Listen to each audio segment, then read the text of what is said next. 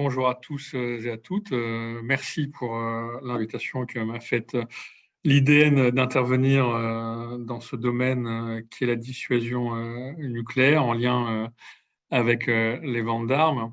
Avant d'aller directement aux propos, je ne sais pas dans quelle mesure l'ensemble des participants connaissent Amnesty International, donc je vais très brièvement rappeler qui nous sommes. Et petit propos liminaire, Amnesty International, nous ne sommes pas des spécialistes à la base de la dissuasion nucléaire, hein, sachons-le et rappelons-le. Néanmoins, du fait du caractère indiscriminé de cette arme, nous avons effectivement des éléments de positionnement. Donc, mon propos ne visera pas à faire une analyse de la dissuasion nucléaire à la française. Je pense qu'on pourra tous en discuter ensemble, clairement. Moi, j'essaierai d'ouvrir ce débat que nous pouvons avoir entre ce lien que l'on peut faire entre vente d'armes et dissuasion nucléaire, puisque c'est un lien, comme nous le verrons, que l'ancienne ministre des Armées, Florence Parly, elle-même a fait il y a peu de temps. Peu de temps, c'était en 2019.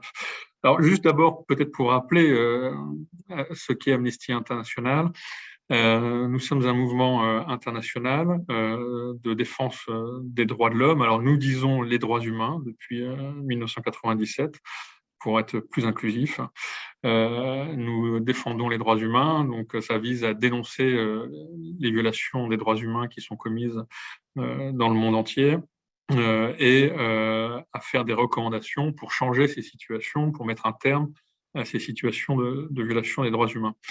Donc, initialement, nous sommes une ONG donc légaliste et nous le restons fondamentalement, puisque notre travail va consister, à partir de l'analyse du terrain, à faire le lien avec les textes de droit internationaux liés aux droits de l'homme.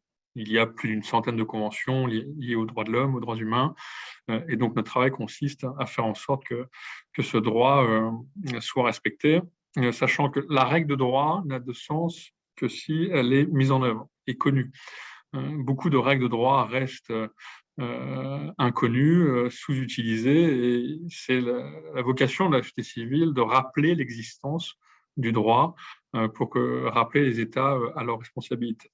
Alors, très rapidement, je ne vais pas faire une intervention historique sur Amnesty International, mais on a une certaine ancienneté. On a été créé en 1961 par un citoyen britannique, Peter Benenson, et nous sommes aujourd'hui en 2022 et notre ONG garde sa raison d'être pour intervenir sur le champ des droits de l'homme.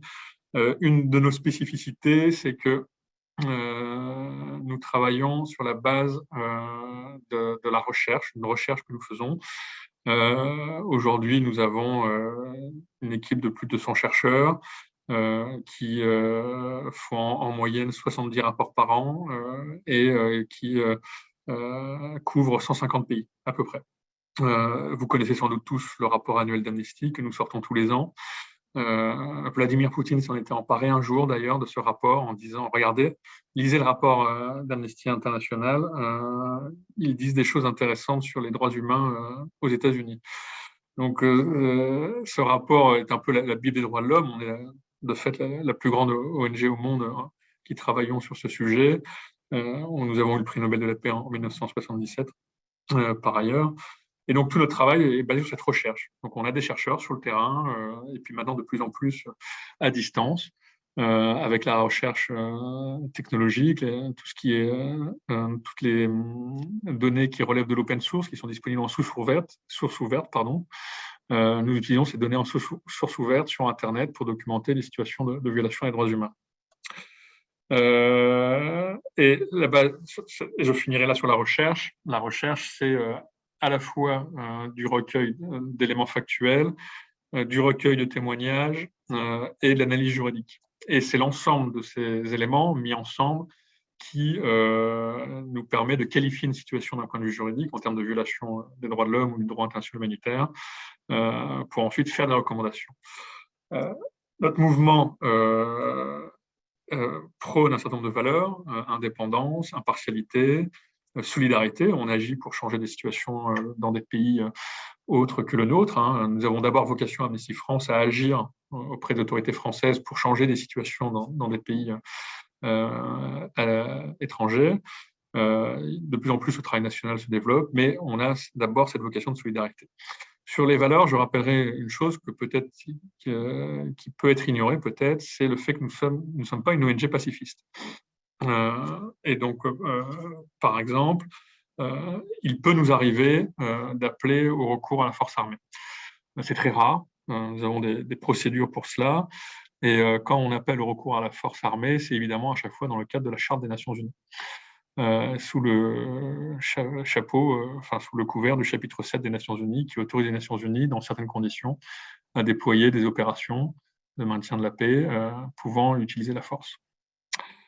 Alors, nous ne sommes pas une ONG pacifiste et je fais le lien avec l'Ukraine. Pour la première fois, on a qualifié une intervention armée d'un pays, la Russie. Le crime d'agression, nous l'avons reconnu très rapidement, les éléments juridiques étant présents pour ce faire. Et donc, c'est très rare parce qu'en général, on ne qualifie pas une situation de belligérance. On ne qualifie jamais comment, d'un point de vue du droit international, un pays a pu, légalement ou non, intervenir dans un autre pays. Voilà. Alors, on parle de conflits et donc naturellement on parle d'armes. Alors, quel est le lien entre Amnesty International et les armes nucléaires? Amnesty International ne travaille pas à proprement parler sur les armes nucléaires. Nous avons des éléments de position sur les armes nucléaires et nous soutenons en cela les travaux de la campagne internationale pour abolir les armes nucléaires, donc le réseau ICANN. Nous soutenons également les travaux de IDN, puisque nous avons fait une tribune ensemble, nous en parlerons dans quelques instants. Amnesty a une position, en fait, sur l'ensemble des armes dites indiscriminées. C'est ces armes qui, de façon indiscriminée, vont éliminer, par leur pouvoir de destruction, à la fois des cibles civiles et des cibles militaires. Et clairement, les armes nucléaires sont des armes indiscriminantes. Et nous avons cette position sur l'ensemble des armes dites indiscriminées, qu'il s'agisse des armes nucléaires.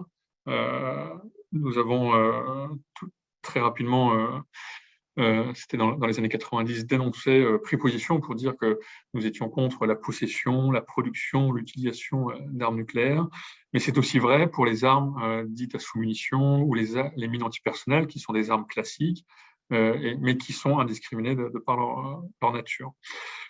Quand on parle des armes nucléaires, forcément, je fais une incise par rapport aux autres types d'armes de destruction massive, armes chimiques et biologiques. De la même façon, nous sommes contre l'utilisation de ces armes qui sont prohibées par le droit international, toutes les deux, de par leur nature indiscriminée. Si jamais cela devait arriver, nous dénoncerions évidemment l'utilisation de ce type d'armes, comme cela a été le cas récemment concernant les armes chimiques en Syrie. Alors, les armes nucléaires sont par nature indiscriminées. On sait, et vous le savez tous, que ces armes ont un pouvoir de destruction qui dépasse le reste des autres types d'armes. Et c'est pour ça que nous avons soutenu la négociation et l'adoption du traité d'interdiction des armes nucléaires. Pourquoi? Parce que ces armes peuvent violer, par leur utilisation, soit le droit international humanitaire, soit les droits humains, les deux, évidemment, sans compter les atteintes à l'environnement, le risque de famine qui peut s'en suivre suite à l'utilisation de ce type d'armes. Et par ailleurs, l'avis consultatif de la Cour internationale de justice de 1996 revient sur le propos en indiquant que ces armes, leur utilisation pourrait être contraire au droit international, sous-entendu également le droit international humanitaire ou le droit international des droits de l'homme. Donc, nous avons soutenu l'adoption du traité d'interdiction sur les armes nucléaires et tout le travail formidable qui a été fait par les ONG membres du réseau ICANN, par l'IDEN. lorsque le traité est entré en vigueur, le 22 janvier 2021, cela a été un immense soulagement, puisqu'un vide juridique a été comblé en droit international. Les armes de destruction massive étaient les seules, les armes nucléaires étaient parmi les armes de destruction massive les seules à ne pas faire l'objet d'un cadre de prohibition. Et ce vide juridique est maintenant comblé. Il y a 61 États aujourd'hui qui ont ratifié ce traité, 86 qui l'ont signé. Alors, les grandes puissances, évidemment, telles que la France, les États-Unis, enfin, les puissances nucléaires du TNP ne l'ont pas rejoint, ne sont pas partis à ce traité. Mais on le voit que l'entrée en vigueur du traité finalement a été assez rapide et il y a un grand nombre d'États qui ont signé le traité, qui sont en phase de finaliser le processus de ratification. Donc l'existence du traité d'interdiction des armes nucléaires crée finalement une nouvelle norme qui pourrait, on l'espère, dans les prochaines années, s'imposer à ceux qui détiennent l'arme nucléaire et qui ne veulent pas y renoncer. Alors, il y a les armes nucléaires, les armes de destruction massive, et puis il y a les armes classiques, par opposition aux armes de destruction massive. Ces armes classiques, ce sont les armes utilisées par les armées, donc ce sont les armes terrestres, l'armement lourd, que ce soit dans le champ de l'aviation, dans le champ de l'armement terrestre ou dans le champ de l'armement naval. Ce sont tous les armements qu'utilisent toutes les armées. Et notamment également les armes légères de petit calibre. Amnesty International, très tôt, on a fait des analyses juridiques et factuelles et on s'est rendu compte, notamment après analyse du terrain, que 60% des violations des droits de l'homme étaient liées à l'utilisation d'armes. Ce constat était assez frappant et donc très rapidement, avec la fin de la guerre froide, la résurgence d'un certain nombre de conflits ou l'apparition de nouveaux conflits dans les années 90, hein, donc la première guerre du Golfe, la guerre des Balkans, les conflits dans l'Afrique des Grands Lacs, l'Afrique de l'Ouest. Amnesty et d'autres ONG avons exprimé la nécessité d'un encadrement des ventes d'armes dans le monde. À l'époque, si l'ensemble des armes de destruction massive faisait l'objet d'une approche normative, même si incomplète concernant les armes nucléaires, le champ des armes classiques était absolument, en matière de commerce, vide de règles. Il n'y avait pas de traité international pour réguler le commerce des armes et les transferts d'armes. Et donc, très rapidement, plusieurs ONG nous sont mobilisés d'abord au niveau européen, pour qu'un cadre soit mis en place à la fois pour d'abord responsabiliser les ventes d'armes. Donc cela aboutit à l'adoption du Code de conduite de l'Union européenne en matière de vente d'armes en 98, qui est devenu une position commune sur les exportations d'armes en 2008. Cet instrument normatif, puisqu'aujourd'hui la position commune telle qu'elle existe a une valeur juridiquement contraignante, vise à inciter les États à prendre en compte un certain nombre de critères à l'exportation, comme le risque à l'exportation en matière de violation des droits de l'homme attachés aux armes que l'on exporte. Et les ONG, comme avec Amnesty, nous avons lancé une campagne internationale en 2003 pour adopter un traité sur le commerce des armes. Ce traité sur le commerce des armes est entré en vigueur en 2014, après plusieurs années de campagne, de négociations, de discussions. Et ce traité est fondamental puisque c'est le premier instrument au monde qui vient réguler le commerce des armes tel qu'on le connaît aujourd'hui et couvre le champ des armes classiques avec deux objets, je n'irai pas plus loin. D'une part, l'idée que les États encadrent le commerce des armes, parce que tous les États n'ont pas des systèmes juridiques au niveau national pour encadrer l'exportation, l'importation, le transit d'armes. Et enfin, pour responsabiliser le commerce des armes et rappeler aux États que certes, au travers du principe de légitime défense individuelle ou collective, ils ont la possibilité de produire, d'acheter des armes, mais que le fait d'exporter des armes doit se faire dans le respect du droit international des droits de l'homme et du droit international humanitaire. Autrement dit, le traité prévoit un certain nombre de critères que les États doivent prendre en compte pour évaluer chaque exportation au cas par cas. Et donc, par exemple, les États doivent évaluer si une arme dont l'exportation est demandée peut contribuer éventuellement à commettre ou faciliter des crimes de guerre. C'est tout l'intérêt de ce traité que de mettre en place une approche préventive plutôt qu'une approche punitive comme le sont les embargos. Les embargos, par ailleurs, intervenant souvent trop tard, les atrocités ayant été déjà commises. Alors, Amnesty International, nous avons souvent dénoncé un certain nombre de transferts d'armes que nous avons pu considérer comme irresponsables, voire illégaux.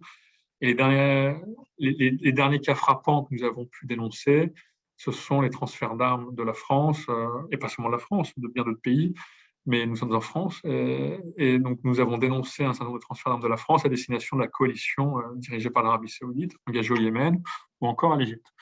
Partant du principe que les transferts d'armes de la France à la coalition engagée au Yémen contribuaient à la commission de crimes de guerre pratiqués par la coalition, ou en Égypte, nous avons dénoncé le fait que les transferts de véhicules blindés français avaient contribué à la répression, et notamment à la répression de manifestations dans le cadre des événements de la place Tahrir en août 2013, qui ont conduit 1000 personnes à être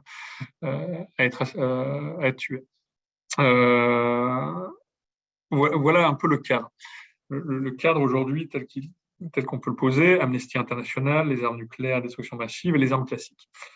Alors, il s'est passé quelque chose de très intéressant, c'était en avril 2019, le média d'investigation Disclose, dont vous avez peut-être entendu parler, a révélé des informations confidentielles défense sur l'utilisation d'armes françaises dans le conflit au Yémen.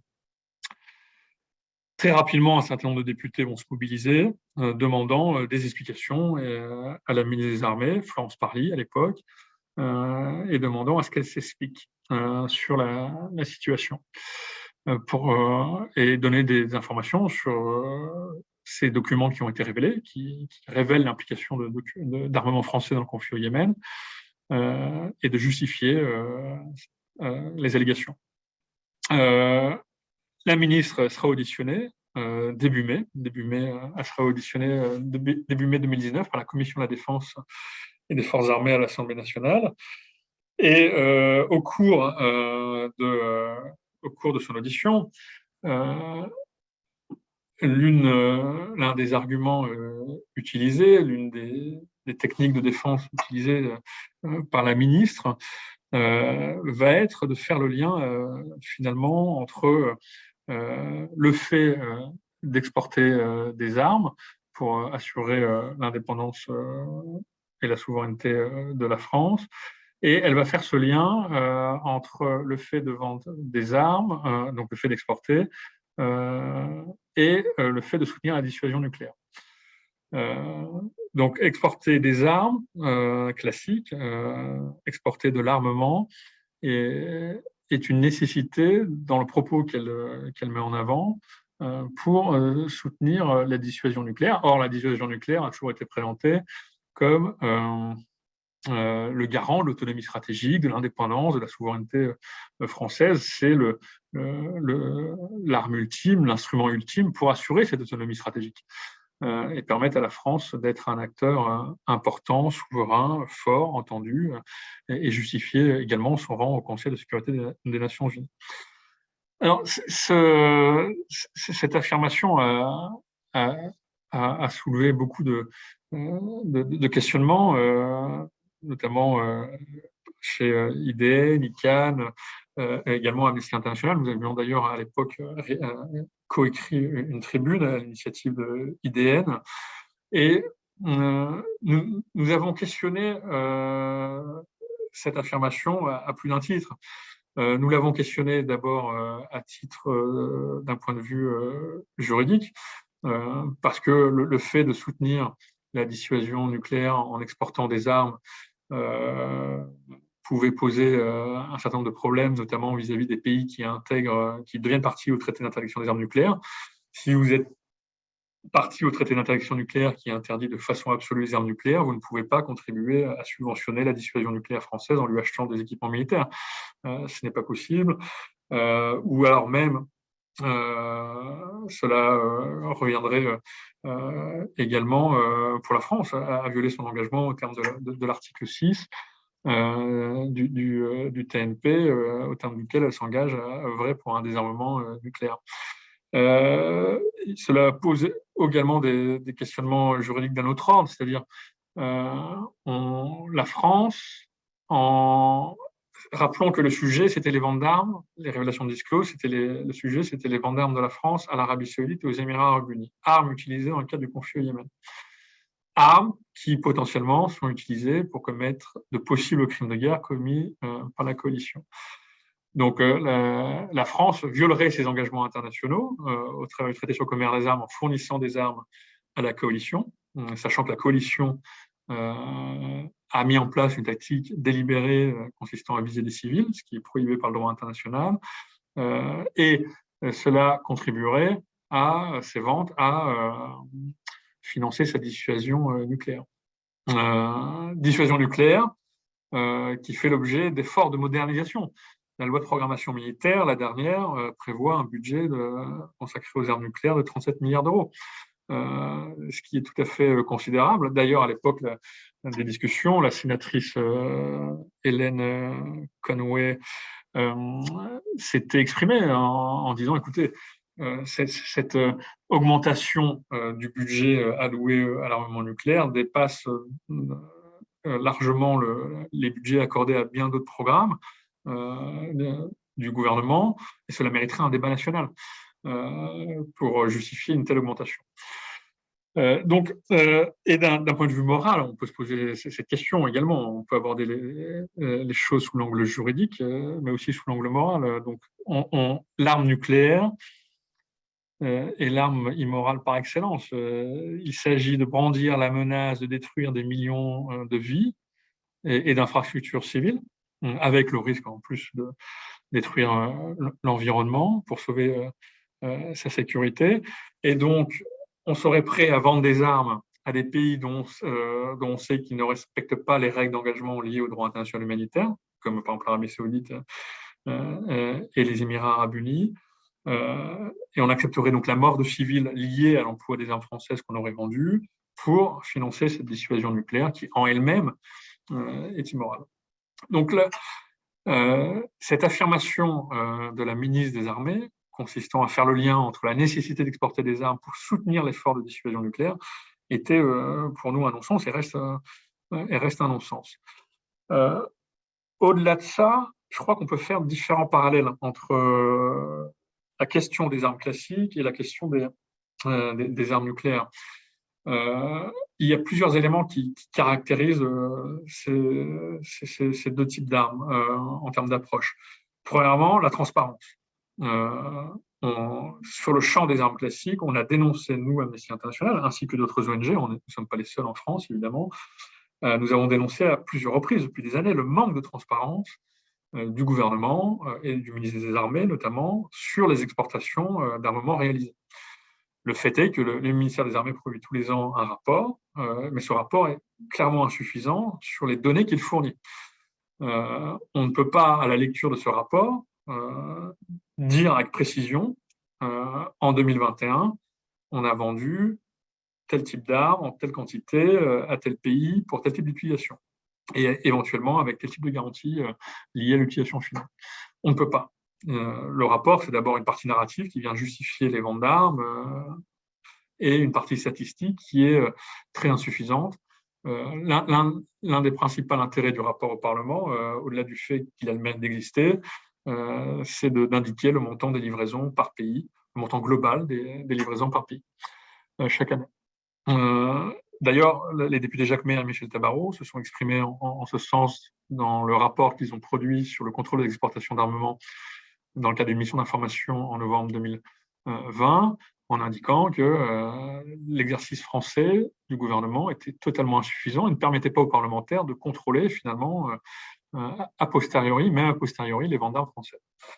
Dans le domaine des armes nucléaires, on est pareil, sur une problématique de transparence qui présente de graves manquements. Que ce soit Jean-Marie Collin, que ce soit Paul Quillès, tous se sont exprimés en regrettant l'absence de débat sur l'intérêt de la dissuasion nucléaire d'un point de vue stratégique, technique, militaire. Et ce débat est confisqué finalement, puisque on le voit lors des discussions sur la loi de programmation militaire, quand la sénatrice Hélène Conway demande l'organisation d'un débat, Christian Cambon, président de la commission des affaires étrangères et de la défense au Sénat, botte en touche en disant, écoutez, je crois que le débat a été tranché, c'est compliqué à mettre en place, vous savez, un tel débat, puis ça laisserait la porte ouverte aux critiques. Bon, les critiques sont le principe d'une démocratie, d'un débat contradictoire pour aboutir à des idées mûries, sagement pesées. En l'occurrence, en France, on refuse le débat. Donc, au Parlement français, on refuse le débat et on ne permet pas le débat sur les ventes d'armes classiques et on refuse et on ne permet pas du tout le débat sur les armes nucléaires. Alors, il y a visiblement des efforts de transparence qui ont été faits. Dans le cas du TNP, les États ont l'obligation de faire des rapports nationaux. Et j'ai un peu regardé ce qui se faisait. J'ai trouvé intéressant le fait que la France indique qu'elle dispose de moins de 300 armes nucléaires. Moins de 300. On ne sait pas ce que ça veut dire. Enfin, moins de 300, c'est quoi? C'est 200, c'est 250. Donc, il y a encore une fois une approche consistant à rester un peu opaque et générale dans les informations qu'on veut bien fournir aux citoyens. La transparence, donc l'absence de débat. Il y a également un fait majeur qui est que ce soit dans le cadre de l'armement classique ou dans le cadre de l'armement nucléaire, la France ne respecte pas ses engagements internationaux et agit en violation des engagements internationaux. Comme la plupart des États, par ailleurs. Par exemple, si on prend l'armement classique, l'article 26 de la Charte des Nations Unies fait le lien très clairement entre la question de la paix, de la sécurité et du désarmement. Le désarmement étant vu comme une condition à réaliser la paix et la sécurité et engage les États à détourner le moins possible de ressources financières pour développer des armements. L'article 6 du TNP incite tous les États partis à ne pas à contribuer au désarmement nucléaire. Et dans l'idée de l'article 6, les États ne devraient pas moderniser leur armement nucléaire. Et on le voit aujourd'hui, il y a une forme d'escalade. Et là, on peut faire le parallèle. Ces 10 dernières années, la France a retrouvé son siège ou son rang de troisième grand exportateur d'armes, puisque c'est un rang qu'elle avait occupé dans les années 70. Donc aujourd'hui, elle a récupéré ce rang de troisième plus grande puissance exportatrice d'armes au monde. Et elle fait partie des États officiellement reconnus comme pouvant détenir l'arme nucléaire et modernise à grande marche cet arsenal nucléaire. Donc, il y a une forme aujourd'hui de préoccupation qu'on peut avoir extrêmement inquiétante sur la montée de l'affectation des ressources, des armes comme l'arme nucléaire, le développement des exportations tout azimut. Et d'ailleurs, dans ce cadre-là, Amnesty International, nous avons fait sur la question des armements classiques une campagne nationale pendant près de 3 ans que nous avons appelée Silence en armes, de façon un peu ironique, où on a travaillé pour inciter le gouvernement, le Parlement, à faire preuve de plus de transparence et mettre en place un contrôle parlementaire. Puisqu'en France, il n'y a pas de contrôle parlementaire, comme vous le savez, sur les armements classiques. Cette campagne, nous l'avons achevée il n'y a pas longtemps, avec quelques avancées qui se profilent en termes de transparence, mais qui sont extrêmement minimes. Et ce que je constate, c'est que si je fais le parallèle par ailleurs avec les sondages qui ont pu être faits par l'IDN ou par Amnesty, il y a des préoccupations qui se rejoignent. En mai 2022, c'était en mai 2022, l'IDN, vous avez sorti un sondage sur la perception de l'arme nucléaire. où plus de 70% finalement des sondés considèrent que l'arme nucléaire contribue à l'insécurité. Et nous avons fait également plusieurs types de sondages, et nous en avons fait un, c'était en mai 2021, où il était indiqué que, au terme du sondage, plus de 70% des Français considéraient qu'il y avait un problème de transparence et appelaient à plus de contrôle concernant l'exportation d'armes. Sous-entendu, il y a un problème qui se pose en termes aussi de sécurité. L'ONG Some of Us avait fait un sondage en 2017, c'était une ONG avec qui nous sommes partenaires, et qui indiquait, et le sondage indiquait que plus de 70% des Français considéraient que la France devait cesser d'exporter des armes à l'Arabie Saoudite et aux Émirats Arabes Unis. Donc, une nouvelle fois, on constate qu'il y a des préoccupations au sein de la population civile, au sein des citoyens, qui ne rejoignent pas les préoccupations du gouvernement. Et la campagne que nous avons lancée, la campagne Silence en armes, que nous avons achevée, on a remis 146 000 signatures pour plus de transparence et de contrôle à l'Élysée, qui a refusé de nous recevoir. Donc, on a déposé les pétitions en février 2022. Trouve une suite logique dernièrement, au-delà du travail de plaidoyer de campagne que les ONG peuvent faire, sur un soutien dans le cadre d'un contentieux. Je m'explique. Jeudi dernier, trois ONG françaises, Sherpa, Mwatana for Human Rights, qui est basé au Yémen, à Sanaa, et l'ONG, le Centre européen pour les droits constitutionnels et humains, basé à Berlin, ont déposé une plainte en France, se sont constituées partie civile, pour inciter le juge français à établir l'éventuelle responsabilité pénale d'entreprises françaises de l'armement dans la commission de crimes commis par la coalition engagée au Yémen. Nous soutenons cette plainte, et cette plainte est la suite logique d'un constat. Pour parler des armes classiques et faire écho à la question des armes nucléaires, le débat sur les décisions concernant les armes classiques, l'exportation d'armes classiques, sont le fait du pouvoir exécutif en France, qui ne rend compte à personne. Le processus décisionnel est complètement secret, et il y a très peu de reporting, comme nous l'avons évoqué.